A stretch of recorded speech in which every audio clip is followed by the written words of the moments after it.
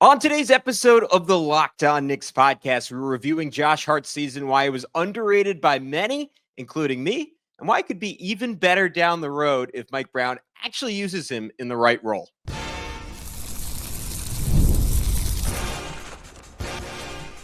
You are Locked On Knicks, your daily New York Knicks podcast, part of the Locked On Podcast Network. Your team every day. Hey, what's up, guys? My name is Gavin Schall. I am a native New Yorker. I'm a credentialed media member that's been covering the New York Knicks for nearly a decade and the Saturday co-host of the Locked On NBA podcast. In case you didn't know, this is Locked On Knicks, part of the Locked On Podcast Network, your team every day. Your daily podcast on the New York Knicks, giving the most detailed insight on your favorite team 5 whole days a week. So be sure to join thousands of other Knicks fans in subscribing on both YouTube and your favorite podcast platform for the best insight on your favorite team every single day. Comments help grow the show. Likes help grow the show. 5-star reviews help grow the show. So we really appreciate all of that. On today's show, we are reviewing the season that was for Josh Hart. I'm going to tell you why it was, I think, a little bit underrated. Certainly by myself at times, where I was very critical of Josh throughout the year and the passive negative impact he had on the team's offense. While some of the lineup data backs up some of my assertions throughout the year.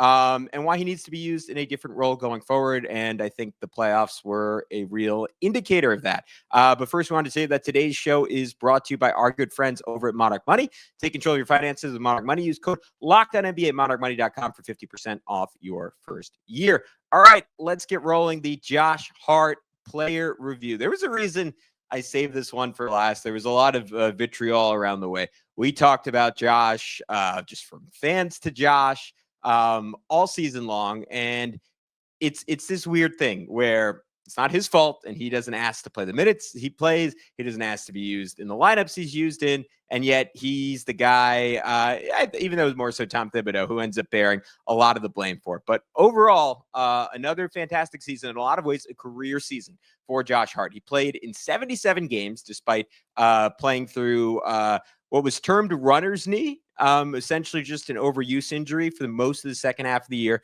Played in 77 games, played in every single playoff game in the regular season, 37.5 minutes per game, 13.5 points, 9.5 rebounds, 6 assists per game, 2 stocks per game, steals plus blocks, on fantastic shooting, especially compared to the year before. He's 53% from the field. That was a full 9% up from 23-24 season, where he shot just 44%. So that was a big leap for Josh. 33% from three, small leap from the previous season, as we'll get into. He's much better before the All-Star break than after the All-Star break. 78% from the foul line. In the playoffs, down to 35.5 minutes per game, 11.5 points per game, 9 rebounds per game, 4 assists per game, 2 stocks. The efficiency fell off, but honestly, it really didn't fall off. I was going to say that just based on the field goal percentage, but he's 47% from the field, 37% from three, to compensate for the fact that he shot far worse from 2-point range, 78% from the line. All right, so let's get into some of the anecdotal stuff from the regular season. Let's start off with some of the anecdotal stuff on Josh Hart. He set the Knicks triple-double record, beating Walt Clyde Frazier. Really cool move after the game, giving the game ball to Kevin McCullough Jr. instead of keeping the record-setting ball for himself, because Kevin McCullough Jr. played his first NBA minutes that game. I thought that was really cool. He got off to a fantastic start to the season. First 30 games or so, Alex and I, if you guys remember, we're having pretty consistent conversations. We might have even done a full episode on it, about if he should be an all-star. And I think that was credible given the level of activity, like continue to be the best rebounding wing in the NBA. Him and Cat were a dominant duo in that respect. Incredible around the rim early in the season. He was something like 77% through the first 30 or 35 games of the regular season. Just a ridiculous start before he got worn down. Was moving different, as the kids would say. Pre-All-Star break, post-All-Star break, averaged an extra 3.5 points per game. Before the All-Star break, he was at like 14.5, and then he fell to 11 after. The biggest number to me was that he shot 10% better from the field. He was just under 56% from the field, just around 45% after the All-Star break. A pretty significant factor there was Jalen Brunson being out. Obviously, that forced him to do a little bit more. And I think the runner's knee was a very real thing. Like he looked just noticeably less explosive. And there were nights where it was just very clear that he was gutting it out but he didn't really have it after the All-Star break, and that was true in the playoffs as well. So you give him credit for the gutty play. You wish Tom Thibodeau maybe would have sat him for a couple of games and risked losing a few more and falling down a couple seeds if it meant a healthier Josh Hart in the playoffs.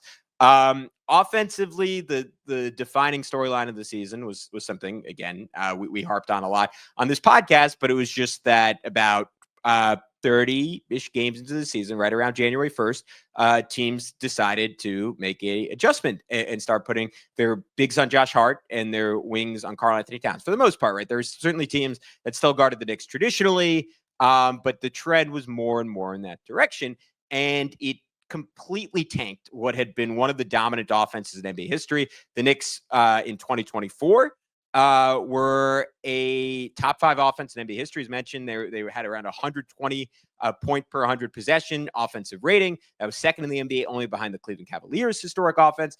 Rest of the way, they fall all the way down to 16th in 2025 in the regular season. The offense was below average after that strategic adjustments from other teams. And again, it had pretty much everything to do with Josh Hart's inability to take and make threes, and maybe even more than that, his unwillingness to just get them get them up.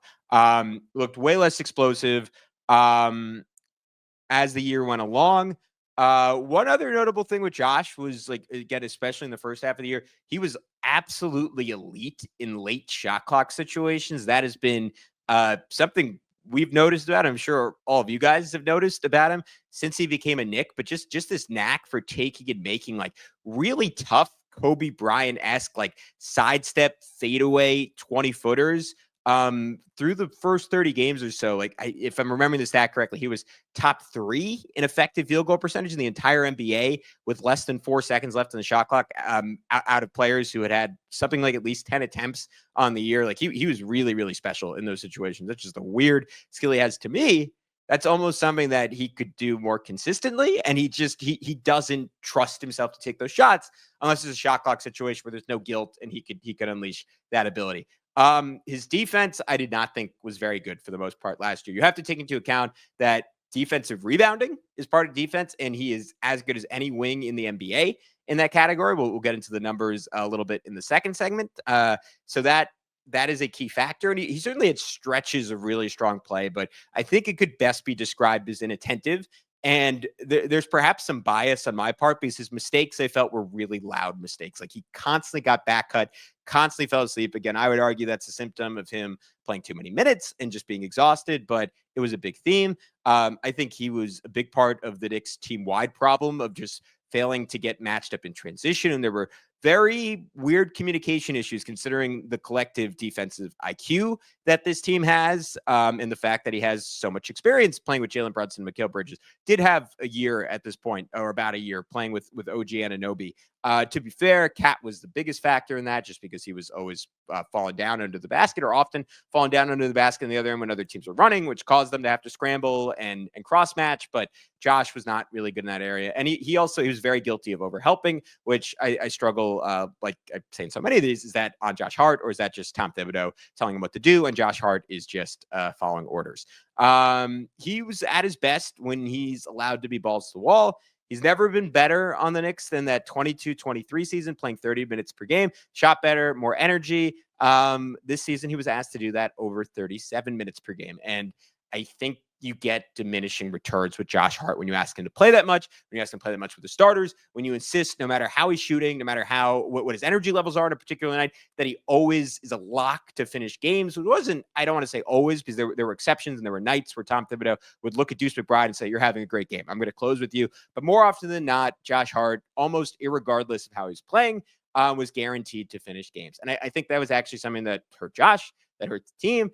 And I'm hoping that Mike Brown does things a little bit differently, but we will continue that when we get into our big questions going forward at the end of this show. But coming up next on the Locked On Knicks podcast, we are going to get into some of the numbers on Josh Hart before talking about his playoff performance. So all that and more next here on Locked On Knicks.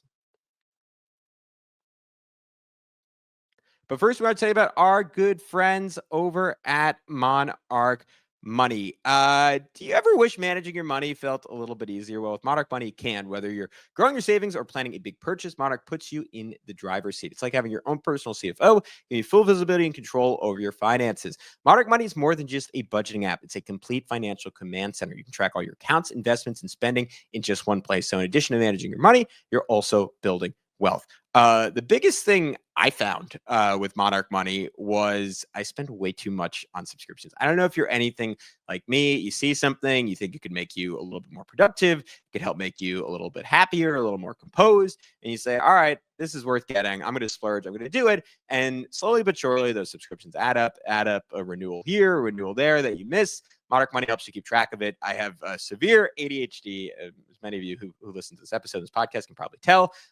It is a really big help to have all that information in one place and to realize when I actually want to just cancel a subscription. So take control of your finances with Monarch Money. Use code LOCKEDONNBA at monarchmoney.com for 50% off your first year. That's monarchmoney.com, code LOCKEDONNBA for half off your first year. All right, what up, guys? We are back here on Locked On Knicks, continuing to talk Josh Hart. We went over some of the anecdotal stuff. We went over some of the broader numbers, his impact on the team, his lineup usage, my case that I've been making all season for why he would probably be better coming off the bench, especially with Karl-Anthony Towns. But let's do a deep dive on some of the numbers that back up that in and of himself, he had an exceptional individual season. Only the second season of his career with above average usage rate. So it wasn't even the minutes. It was the fact that on a team with like all the offensive talent that the Knicks had, and one where like if the other four starters are Jalen Brunson, Karl-Anthony Towns, OG Anunoby, Mikal Bridges, you would think Josh Hart would have the ball the least out of that group. And yet, like again, for just the second time in his career, he had an above average usage rate. He justified that in some ways by dramatically improving his efficiency. He went from just 1.05 points per shot attempts, that includes threes, free throws, and of course 2-pointers, to 1.22 points per shot attempt. His effective field goal percentage went up over 8%. This stat is slightly flawed because Cleaning the Glass, where I get a lot of these numbers from, deemed him a forward in 23-24 and deemed him a wing last year, but he went from 19th percentile in terms of point per shot attempt efficiency to 84th percentile. So that is about as dramatic a leap I've seen a guy make from one season to the next. He arguably benefited from the spacing that Karl-Anthony Towns provided in the half court, maybe more than anyone else on the team in terms of how it affected his efficiency. Obviously, you also credit a lot of that to the work that he continues to do in transition. Was also like really good with the ball in his hands and took advantage of his opportunities. 90th percentile assist rate. That's excellent. What I think stands out even more, a 98th percentile assist to usage ratio. So that's basically like how often he had the ball into how often he created a basket with the basketball in his hands. And he was about as good at that as any wing in the NBA. 98th percentile assist to usage. Obviously, he did not have star level usage, but that is a star statistic. 90th percentile assist rate. That is a star statistic. It tells you Josh Hart's incredible impact offensively on the New York Knicks when he has the ball in his hands, even if some of the off-ball stuff is not as good. Did have a high turnover rate, offsetting that a little bit. 14% turnover rate. That was 18th percentile. That is not good. That's not a case of lower is better. That is a case of lower is worse in terms of the percentile ranking. All right. His shot frequency and accuracy. 49% of his shots came at the rim. That is 97th percentile as a wing. And obviously a lot of that is because a good portion of his shot attempts on a game-to-game basis come in transition. But even in the half court, again, he showed a little bit more off the dribble this year, a little bit more like at times, especially early in the season when him and Karl-Anthony Towns ran pick and roll together, an ability to handle, get to the basket. That was up dramatically from the season before. He took just 38% of his shots at the rim. And I think that more than anything else accounts for the massive overall jump in efficiency we saw from Josh. And again, I think a lot of that could be attributed to playing off of Karl-Anthony Towns and having a center that was always away from the rim and not having to deal with the lack of spacing that came from RJ Barrett for half a season, for Julius Randle for 2/3 of his season. That really, really, really helped his efficiency. And in turn, he made a big leap up, not just in volume at the rim, but efficiency. Normally there's some trade-off between volume and efficiency, but his volume went up 11%. His efficiency went up 6%. He was 70% at the rim That's a really good mark, 76th percentile. But when you consider his volume, I would consider that a elite mark. And B-Ball Index agrees. They have kind of an all-in-one catch-all stat called finishing talent. He got A grade. That is on a classic F to A+ scale. If you were ever a student, A finishing talent. And remember, he was hovering more like 77% early in the season on crazy volume. So that it was a special season for Josh Hart around the basket. 45%. Well, here, hold on. Let me go back to frequency. 21% of his shots came from the mid-range. That's league average. But another big leap in efficiency from much better around the rim, much better from floater range. He was 45% from floater range, which isn't spectacular, right? The 63rd percentile. It's slightly above average. But his first 2 seasons in the league, he hovered around, or not in the league, on the Knicks. He hovered around 32% from floater range. So that is just a massive jump. I don't know how sustainable that is late in his career, but again, I do think it has a lot to do with the improved spacing and not constantly having a big in the lane when he drove. And remember, when Josh was on the ball, you essentially get the magic of 5 out because everyone else on the floor is a shooter. So that was the biggest case for like putting the ball in Josh's hands as much as Tom Thibodeau did. A big reason why I think his assist rate and his assist rate to usage were so good is because when he was on the ball, you did essentially have a 5-out offense. If your one non-shooter is the ball, everyone else is a spacer. 29% of his shots came from 3. This is the issue with Josh Hart. That is just 10th percentile amongst wings in the NBA, down from 36% the previous year. So we were hoping he'd be more confident from 3. We thought that would potentially be the characteristic that really unlocked the Knicks offense. Again, if the trade-off at times there was 3s for rim attempts, that's okay for Josh Hart. He's one of the few players you could say that because he's always going to be more efficient at the rim. 70%, he would have to shoot almost 50% from 3 to get there, which no player in the league does. So you'll take that trade-off every time, but you'd rather him cut some of the mid-range, which again was league average volume, relative to some of the 3s. And here's the thing, like Josh Hart was not always 3-point averse. His first 4 years in the league, 47%, 56%, 62%, 52% of his shots came from 3-point range. Like those are sterling markers. That is beyond a modern NBA wing. Those are elite 3-point rates. And no, like he's not a good enough shooter to justify that. Like maybe that was indicative of role. That was indicative of limited skill set in other areas and the fact that he wasn't as comfortable attacking the basket yet. But somewhere in the middle and not a lot of mid-range shots for him, like is probably the right shot diet for Josh Hart. And he shot fine from 3. He shot 33%.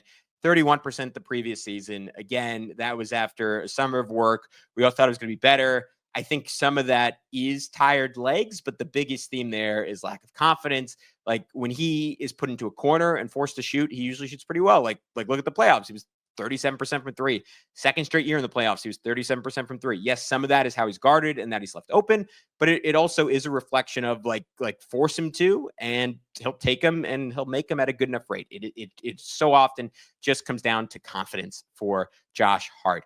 All right, let's quickly run through some of the other interesting numbers from him. ISO ball, I mentioned like not a lot of volume as an on-ball creator, but A- grade in one-on-one shot making. Part of that grade takes into account shot difficulty. So he took really hard shots because he doesn't generate clean looks off the dribble. But I think that relates back to some of that success in late shot clock situations. His free throw rate, this is again indicative of him attacking the rim a whole lot more, took a dramatic leap from 7.5% in 23-24 all the way up to 12% in 24-25. That was exciting. That was 85th percentile. So he got to the line a whole lot. C grade on B-ball index and quick decision making. Would like to see him be a little zippier with the ball sometimes. Sometimes he stops it. He's just capable of making quick decisions. So I'm a little disappointed in that. We'll quickly run through his defense. 100th percentile defensive rebounding rate. 90th percentile offensive rebounding rate. You saw the numbers all year. There were a million different ways to describe it, but he remains the best rebounding wing in the NBA, given the amount of minutes he plays, bar none. Like those are just incredible rates for a near 40-minute per game player. Some of the playmaking defensively still really good, 78th percentile in steal rate, and below average foul rate. So he made plays didn't foul too often. Here are some of the bad defensive numbers for Josh Hart, all from B-Ball Index. C- grade in isolation defense. That was a little surprising because I feel like he usually holds up pretty well, but there's certainly matchups where he does not do so great. Just a D in ball screen navigation. B-Ball Index also has a metric that's screen perimeter defense, where they gave him an A-. I maybe need to email the people over B-Ball Index to get the difference in those two explained to me. So a mixed bag for him. I guess maybe one is just getting through the screen, and the other one is just like how he does overall in screen situations. So maybe he's just particularly elite the times he does get through the screen. I'm not sure about that. B in passing lane defense. That goes back to the steal rate. And then the really bad numbers. F in rim protection, F in rim deterrence, F in help defense talent. And I believe that is relative to position. Consistently makes bad decisions in terms of where to help, when to help, and is just not a difference maker around the rim. Like, kind of short, not super long arms, doesn't get the same load up that he does when he's crashing to get a defensive rebound. But when we come back on Locked On Knicks, I want to get into some of the lineup data on Josh Hart, some quick thoughts on his playoff performance, and I'll just simply throw out some big questions heading into next season that we'll then answer in our player preview. We're going to do all that next here on Locked On Knicks. But first, I want to tell you about our good friends over at 5 Hour Energy. Time to fuel up and turn it up. With 5 Hour Energy Transfusion, it brings the bold grape, ginger, and lime flavor of your favorite golf drink, minus the alcohol, into a quick, energizing shot. Whether you're seeking birdies or just making memories with friends, this one's a hole-in-one for your energy game. So let's be honest, some days on the course or off it, you need that extra boost to stay sharp or energized. I said it last show, I'm not a big golfer. I do like mini golf, though. And the most fun part of mini golf and what I assume regular golf is the psychological warfare, right? Talking some trash, getting your friend's head on a putt, and just throwing them off their game. And even if they're a little bit more talented than you at mini golf, which is most of my friends, maybe you win that psychological warfare. And if you don't have the energy, it's kind of hard to trash talk. It's kind of hard to engage. It's kind of hard to bring that swagger to the table. So I find 5 Hour Energy Transfusions a massive help with that. Golf is all about good times with good people and good flavors. Of course, the grape ginger lime flavor gives you the best parts of your clubhouse go-to without chasing down the bev cart. So if you go to 5hourenergy.com today, that is the number 5hourenergy.com. You can use my promo code LOCKEDONGolf to receive 20% off your order. This offer is only valid until September 13th. On one order, it cannot be used with other promotions. The code is not good on subscription orders. Whether you're meeting up with friends or trying to turn 18 holes into 36, get the energizing boost you need to power through. Order transfusion flavored 5 Hour Energy shots today. All right, what's up, guys? We are back to wrap up this fun conversation on our boy Josh Hart with some lineup data. So I gave you the individual numbers on him, which offensively are certainly pretty good. Defensively, somewhat of a mixed bag. But how did he actually impact the other guys on the court? Because what that data often doesn't capture is some of the spacing issues that were there with Josh Hart and defenses. When they would put a big on him, essentially not guarding him, and especially the Boston Celtics were very good about this and very aggressive about doing this. The Lakers too. Basically just having their big hovering around the lane to double team Karl Anthony Towns. And that was only possible because they did not consider Josh Hart a threat to shoot. And in turn, he had a minus 6.9 net rating. That was the worst of anyone in the regular rotation. It was the worst of anyone on the team that played over 1,000 minutes other than Precious Achiuwa, who's slightly worse at minus 7.2. The offense didn't see much of a dent. It was minus 0.7, 49th percentile. The defense was plus 6.2, 8th percentile. So that goes back to that starting lineup where I just went over some of the raw offensive numbers early in the year. The starting lineup as a whole, we talked about it a whole bunch. They were the most used lineup in the league by far, with just under 1,900 possessions on the year. And after January 1st, they were a net negative. They were something like minus 3 per 100 possessions. And I think the offense and defensive difference there is telling. It's not like your takeaway, even though the offense, which was only minus 0.7 when he was on the floor, and the defense, which allowed an extra 6 points per 100 possessions when he was on the floor, you'd look at that and you'd say, a relative to league average, you'd say, all right, the defense was the issue. Wasn't that the defense was the issue when Josh Hart was on the floor? I think that's more about him playing those minutes with Jalen Brunson and Karl Anthony Towns and saying, like, hey, you are inherently going to have some drop off defensively with those two on the floor. You're probably going to be a bad defense with those two on the floor. but your offense should be incredibly elite. Instead, it was mediocre with Josh Hart on the floor with those two. And that, I think, tells you, again, some of the passive impact of having Josh Hart out there, and the offense got supercharged when he wasn't on the floor. So I think that's pretty interesting. That being said, when you put in Deuce McBride or for either OG Anunoby or Mikal Bridges, even if Josh Hart was still in the game, all of a sudden the offense works. That's pretty interesting. And it maybe tells you that with another option in transition, which Josh loves to hit Deuce in transition for threes, or just like a higher level spacer that defenses have to be attentive to in a way they weren't quite with Mikal Bridges and OG Anunoby, you can survive Josh Hart on the floor. And there's more room for Josh Hart to crash and get rebounds. There's more room for him to attack the rim in the half court. So he's a guy, it's not just that his spacing hurting the team, he's also amplified when there is even better spacing around him. Mikal Bridges and OG Anunoby provide solid spacing. Deuce McBride provides elite spacing. And interestingly enough, I wanted to note this. I mentioned this one in the Deuce McBride episode. There was a good statistic for Josh Hart. I'm trying to find it again on B-ball indexes. It was somehow the one I didn't find out right down, but I think he was 57th percentile in here we go in off-ball gravity.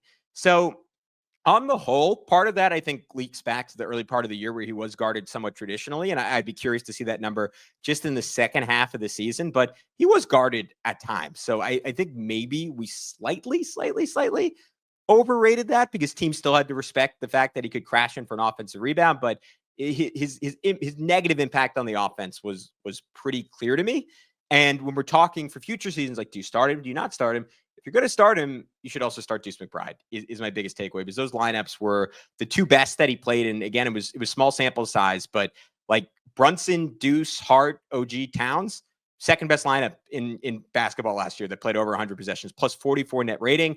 That same lineup with McHale in for OG, 132 possessions, still really good, plus 24. Another version with Payne in for Brunson and Deuce in for McHale Deuce in for OG, plus 20. Like, you surround him with shooting, pretty good results for Josh Hart. And those are the types of bench units they should emphasize. I think it'll help him a lot next season that he has both Gershon Yabusele and Jordan Clarkson playing around him. Some of the all-in-one metrics say that Josh Hart had like borderline, like an all-NBA caliber season, or at least for a role player, like an all-NBA caliber season. LeBron is the metric of choice for Reball Index. He got A grade in LeBron. He got an A+ grade in LeBron War. Not quite sure the difference between those two, but there were catch-alls that said he was a spectacularly impactful player despite some of my issues with him. I don't know if LeBron totally captures those, because I do think, again, there was a clear negative impact at times when he was on the floor. All right, very quickly, let's talk about his playoff performance. The Pistons series, I think, was defined by some big defensive moments for Josh Hart. He finished that series 12 points per game, 9 rebounds, 6 assists, shot it really well, but barely took threes, 50% from the field, 50% on just 2 threes a game, passed up a bunch of them. So that's kind of a fake number to me. 78% from the line, right? So pretty good series overall against the Pistons in game 1. Number of key plays in that 21-0 run in the fourth quarter that won them the game. Game 2, out of control, some bad decisions. Again, just overused, I think, in that one. Game 3, you could tell he was exhausted, maybe struggling with that knee. Like, athletically, just did not look like the same guy he was early in the season, but still came up with some big moments there on the glass and in transition. Game 4, pretty clearly his best game of the series. Like, just some real verve, had 4 steals, clutch D, stripping Cade on a drive, second to last play of the game. Game 5, forgettable for the whole team, forgettable for Josh Hart. Game 6, great activity again, high-level playmaking, awesome defense late. Like, had this just great chase around his screen to stick with Tim Hardaway. Stripped him. OG knocked it up in the air. McHale got the steal. That was like an all-time wing stop synergy moment. Again, even later, JB hedge on Cade. OG recovers. Josh, great double to trap him in the corner. Then races back cross court to Dennis Schroeder. Duren would have been open for a jam, but ends up throwing it off Josh Hart's hip. Like there were just these sequences where he was just sprinting around. And overall, like I think it was a series that even if there were some dips. And again, I would not have played him down the stretch of every game the way Tom Thibodeau did. I would not have played him the minutes Tom Thibodeau did. He was at 37 minutes per game in that series. Like I I've made it clear throughout this podcast. I think in the playoffs, he should be at most a 32-minute per game guy. I would personally probably have him like 28 to 30 feels about right to me. Maybe 30 in the right matchup. And if he's shooting the ball well. But that being said, like, I think his activity was a big deal. And I think that continued into the Celtics series where, again, the hustle was there. The defense at times was not ideal. And like there were certainly, especially game 5, like he was, again, a real fixture in having issues getting matched up in transition. But game 1 and game 2, like, are ultimately what won the Knicks that series, and those two like extraordinary comebacks back to back. And he was essential in that. Like, he got off to a really bad start in game 1. Bad decisions, inattentiveness on defense. He was terrified to shoot. Had that like famous play earlier in the series, maybe famous only in my mind, but where they left him wide open, top of the key for 3, and he tries to like in the middle of his shot, instead dump it off to Cat and throws that bounce, and Cat turns around him, and Josh is like kind of upset with Cat, and Cat rightfully says like, shoot the effing ball. And like, he needs to take that shot. And it didn't help immediately. Like he struggled throughout the first half, and then the second half, he just turned up. Like, incredible activity defensively in the second half, like some big shot making, like occasionally, even though the Celtics were generally really hurting the Knicks by just ignoring him every time, like, because they tried to scream with him for Jalen Brunson to get Luke Cornett into the action, since the Celtics again put Cornett on him instead of Cat. And the Celtics would just ignore him. They'd be like, great, pop, do whatever you want. We're keeping 2 on the ball, 2 on Jalen Brunson. And that really hurt the Knicks. But like, as that game went along, found a couple of times to make them pay on cuts. And then game 2 was like easily his best game of the playoffs. Probably a top 3 or 4 game of his career. 23 points, 6 rebounds, 3 assists, 2 blocks in that one. And another game where like he was just amazing after the Celtics cut the lead to 20. Like, he was finishing in transition, scoring cuts, scoring a pick and roll in the half court, just finding different ways to the basket. Hit this huge 3 immediately after the Celtics stretched the lead out to 20 with whatever it was, 4 minutes left in the third quarter. His finishing was just much better than it had been against the Pistons. That was awesome.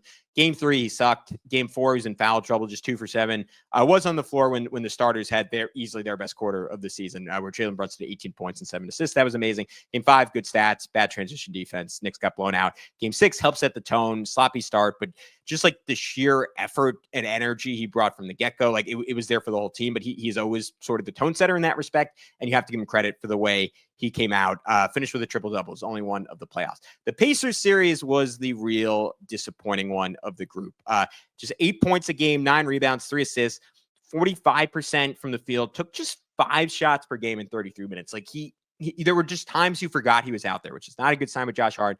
Shot just 18% from 3 for the series, made just 2 threes the entire series. That obviously kills you at times, and yet still managed a way to average 2 turnovers a game despite not having a whole lot of time on the ball. Indy came out, they were guarding him traditionally, and he was able to leverage that a little bit in game 1. They kind of started daring him to shoot a little more as the series went along. Game 2, just 6 points, 6 rebounds, 1 assist. Bad game. Played a ton of minutes, didn't make much of an impact. Some good hustle plays here and there, but wasn't good enough. Game 3, just a terrible start. I think that was maybe the nadir of my personal feelings of Josh Hart. There's just this general sense of disgust, bad decisions, bad fouls, missing guys who are wide open. And then again, similar to the Celtics, like just turned it around. Huge offensive rebound in traffic, kick out to Cat to get them within 7 early in the fourth quarter. That one was really like flying around defensively. And then had that like clutch offensive rebound to ultimately win the game where he hurt his knee on that. Defensive rebound, like in major traffic to ultimately win the game. The rest of the series was not really good from him. Like, more energy at times, but just like boneheaded decisions. Like game 4, he finished with 6 fouls and 5 turnovers, like dumb passes, telegraphing passes, dribbling the ball off his leg, passing up shots, shooting it off the backboard. Like, the final 3 games of that series were just not, I mean, he was fine in game 5. I don't want to overstate 12 points, 10 rebounds, 4 assists. Like, and he made some good plays late to keep them up. Game 6, a low point in his playoff career, 1 for 6 from the field. Tibbs only trusts him to be out there 22 minutes, like 4 points. He was really bad. Going forward with Josh Hart, play him off the bench. He is a different player, a better player with less tread on his tires. He's one of the best role players in the league, in the right role. in the wrong role, at least on an elite team with championship aspirations, he is somewhat of a liability. And at times he's just misused by Tom Thibodeau. I'm curious to see if Mike Brown can fix that. If you surround him with shooting, if you empower him to rebound and run, you occasionally empower him with the ball in the half court, he can be one of the most impactful role players, again, in the NBA. Curious if he starts next year. Curious a little bit about his long-term role on this team, and his usage, I think, will have a big impact on that. But those are all discussions maybe in a month or so when we do Josh Hart's player preview and we start getting ready for the season. August 4th, it's coming up soon, guys. We'll have so much more for you guys the rest of this week on Locked On Knicks. Thank you so much for tuning in.